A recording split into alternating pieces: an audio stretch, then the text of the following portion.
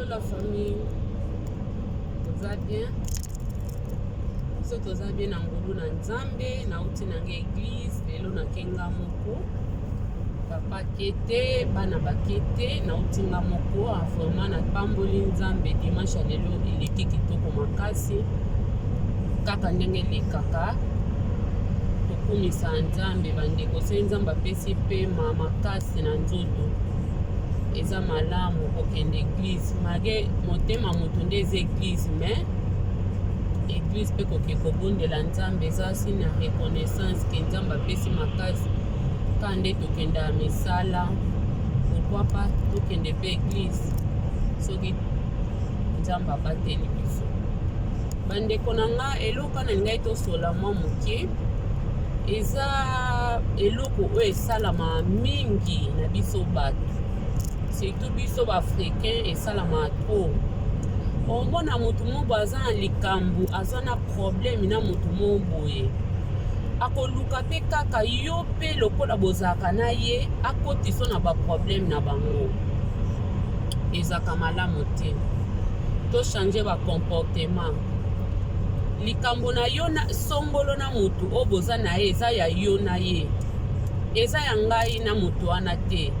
soki yo moni motu wana bozwana mabe tika nga pe namona mabe ya motu wana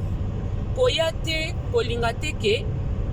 nga na moye na nga mabe ya motu wana te kaka po yo bozwana ne mabe mbala monga pe nazwa ye kaka mabe po yo moto lobi na nga aza moto mabe ya defa tosaka erreur bandeko ezaka erreur tosalaka eza malamu te bandeko na nga to changer comportement na biso soki ngai naza un problème na ndeko moko songolo pakala yo bosola na bino bien pourquoi ngai fona ya kaka tosolaka pe bien na yo soki na moni bosoli na ndeko wana ngai na komisio enemi eza kindoki eza mabe tolatisaka baninga ba problème na biso te tomemisaka baninga ba fardo na biso te pe biso bato tozalaka bazoba mingi mutu wana ozwana na ye na ye problème te kaka pona pire yo kaka pona mama na bino pona papa na bino pona ndeko no moko boya moni muninga wana baloba na asu te aye koti so yo pokoti na ba problème bandeko nanga eza buzoba tosalaka eza vraiment buzoba tosalaka fo totika biloko wana totika biloko wana nzamba alingi yango te eza mabe totika yango eza kindoki soko yini ngai yinanga ka yo moko soko yini pe munga pe na yini muninga na yina yo kaka ngai moko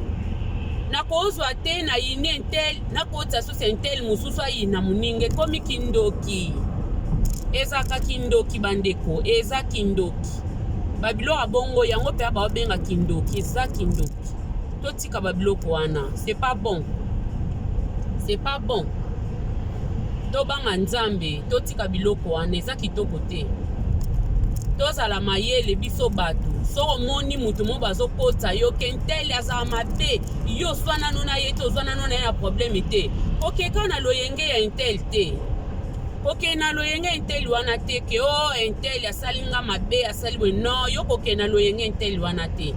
kokende na loyenge ya intel te bandeko na ngai tobanga nzambe eza na bamasumu musu toomema gratuitement ka boye okominoka na lisumu mo boparticipe na eloko moko ta musu mutu aye kokosa yo mpona kombo muninga ye nde kutu mutu mabe